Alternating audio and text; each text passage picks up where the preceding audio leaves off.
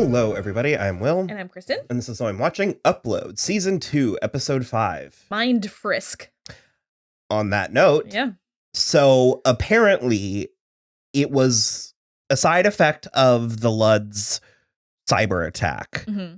I think in an attempt or an effort to prevent that, the government has relaxed some of the... I don't know if it's necessarily the government, but it's Horizen, at least. The government somehow, they said the word, where it was like it was like all these safety measures, because again, very realistic. Yep. These things would start off very altruistic. And very safe and ethical. And then just little by little, they'd be like, oh, but because of the da-da-da, we need to da-da-da. Yeah. So they can now mind frisk if they're looking for... If there are any, like, if you're thinking about any, like, trigger words. Mm-hmm. And there were several search functions. Yeah. And one of them was if you were having anti-capitalistic thoughts. Yeah. So yeah, they can pull up a person and search their thoughts and also read and hear their thoughts in real time. Mm-hmm. And they can also screenshot now, and they can pull dreams, which again, this is like if Black Mirror was a comedy. Sure. Which also, it's funny to me because Lucy has been like screenshotting and recording Luke this whole time. So she's very excited about the fact that it's sanctioned. She's just like allowed to now. Yeah. And I mean, something's gonna have to come of that. Also, they've been stealing his dreams, which he knows. They started and he can feel it. Yeah. And which is, that's hellish in its own right. Yeah. So he's been having sex dreams about Alicia. And now because they're Horizen IP, so Horizen can do with them as they see fit, up to and including selling them to Hollywood. Yeah. To make movies. And also Dream Hub. Well, that felt less off the books. Like that felt like Sure. I'm having a little bit of a hard time with this show because I really, really, really like it. But I can't stop the comparison to The Good Place. And so I'm not having that issue at all. I'm at a place right now where I feel like it's just, I wouldn't even say it's half baked. I would say it's like 90% baked. But there's stuff that I'm seeing that I can't kind of get past. And so it's sort of like there's all of this fun, interesting stuff that they're doing, but I think it's sort of distracting from, it's trying to distract from the fact that I think there are plot holes in the main story. What do you think is, like, what are the plot holes? Like, I don't know, like it's very cute, the whole like will they, won't they with Nora and Nathan, but it's also, it's sort of, she was very 100% no about him an episode ago. And now it's like, he thinks she's beautiful and she's kind of like right back in it. And it's just she sort was of like telling herself she was 100% no about him. I don't know. It's also,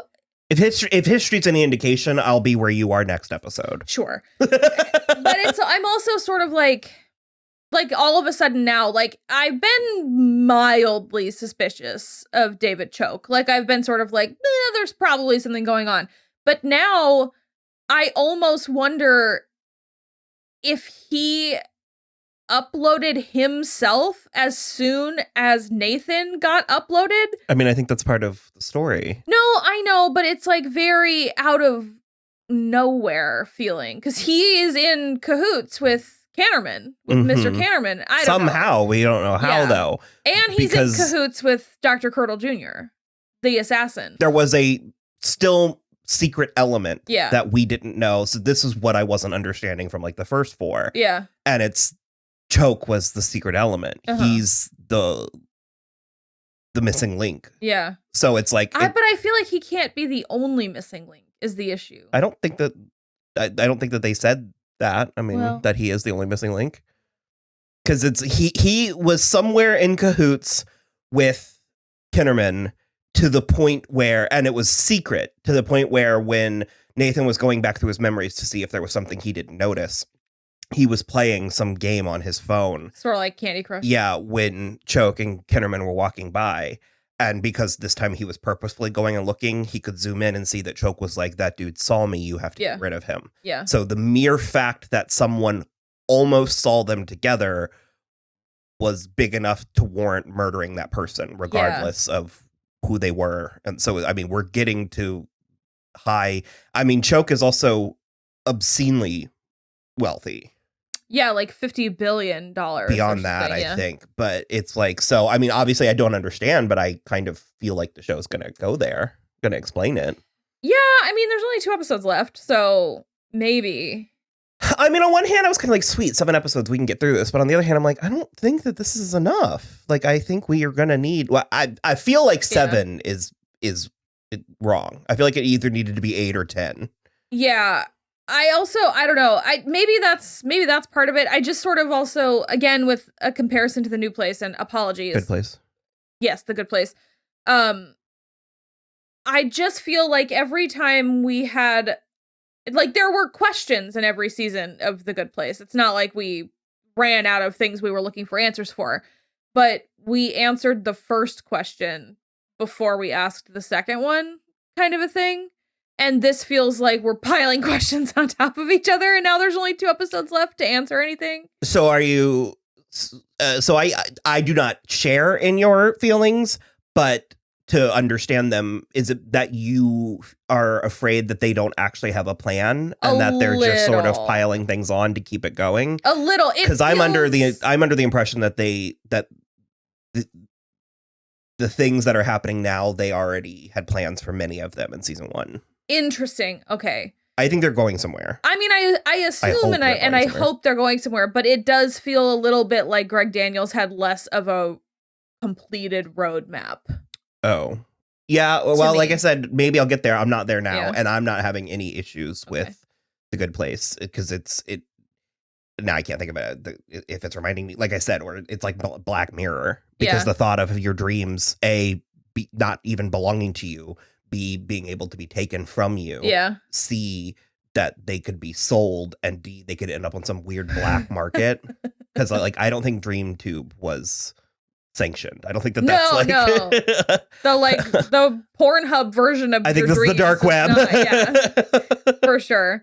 They also Nora and Nathan broke into the like head of IT's office. I already forgot his name. Yeah, Craig Munthers. I didn't understand why it was weird that his virtual office is in Lakeview. Why was she surprised by that?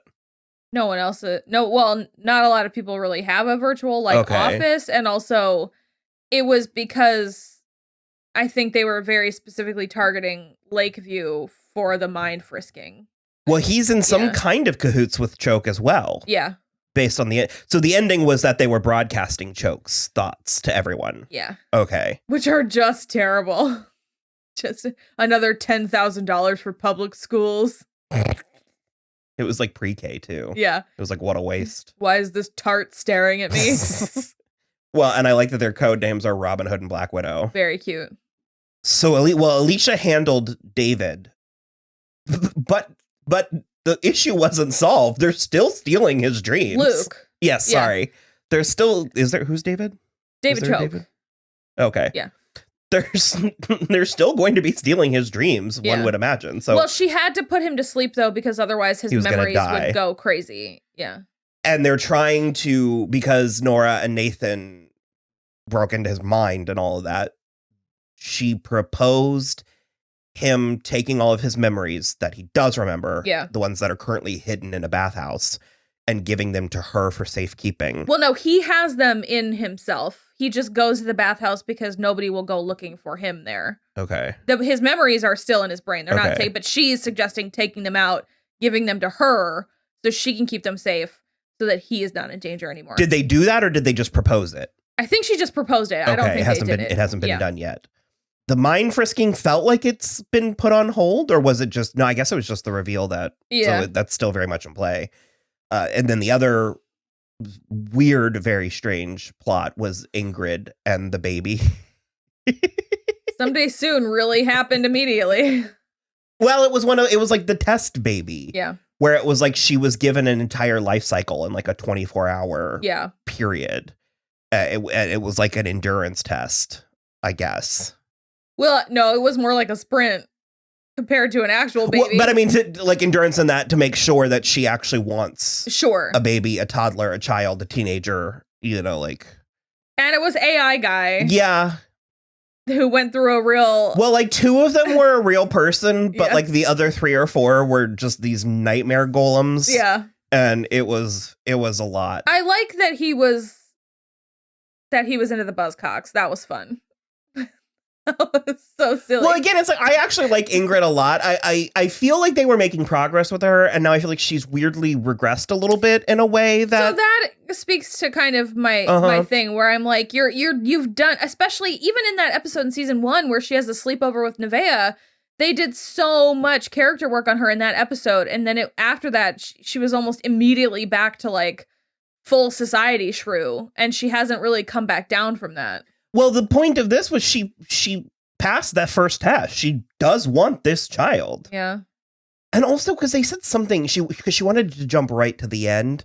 And Lucy... Because a real baby. Yeah. And Lucy's like, that will be like an actual... But it's not a human. It's not human, but they are creating a new consciousness.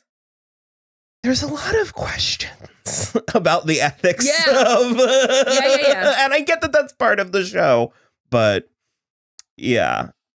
I don't know. Like I said, I like Ingrid a lot. I don't want her to change completely, but I do wish it's a little listless at this point. I agree with listless, yeah. We'll see where this goes. Because at this point, it's like she just wants a baby, which it's like, I mean, that's fine, but it's like you're still not even on the same page with. That's the thing is she's trying to have like a fix the relationship baby, but it's like he doesn't even want the baby right now. So it's just going to drive a further wedge if you get an actual baby. And also she was straight up not having a good time with the baby or the kid. I mean, she did though. Like by the time it died. Yeah. And he was like, it was too, oh God. Cause he was like, I forget what it was, but she was like, I can't afford anything else. And he's like, well, the last gift I want from you is free. And he's like, give me a name. And she's like, no, and he's like, no. And then she like broke down. It was nightmarish. It was nightmarish. It's a lot. So, and then I cannot remember if this was this episode or the previous episode. I don't think we said it though, but like Nora and Mateo are on the outs. It was this episode. The entitlement coming off of his ass too. Because she was like, I think we need a little bit of a break. And she picked up a pillow and he was like, yeah, for sure. And then he picked up a blanket like he was going to hand it to her so that she could sleep somewhere besides the bed. You out of your fucking mind, dude? Well, and I think I've pinpointed what is so upsetting about Sex Roomba. And it's that because the concept of a sex doll is whatever at this point, like a sex robot. It's a cleaning machine. Yeah, that's weird and all too. But then again, what's that line in the Phoebe Waller-Bridge robot in Solo? With the like, it does. Oh, it does. Yeah. It's like, gross. Gross. No, so it's like that. Each one of the things I'm sort of acclimated to, I think I've pinpointed the exact problem is because when Mateo's leaving, Sex Roomba is upset and like calling after him. And the way the Roomba is moving, it's like a dog. Yeah. And I think that's the part that's too upsetting for me. Also, I do, though, think that one of my favorite lines in this episode was when Ivan is still like bitching about it. And from the hallway, which is where Nora has exiled Mateo to the like common hallway, he just goes, I didn't fuck your mop. The fact that he called it a mop, I think, was my favorite part. Yeah. So it is. I do want to make it clear. I'm having such a good time. It's a super funny show. Mm-hmm. I just am. It's like not 100% baked for me, but I love it still.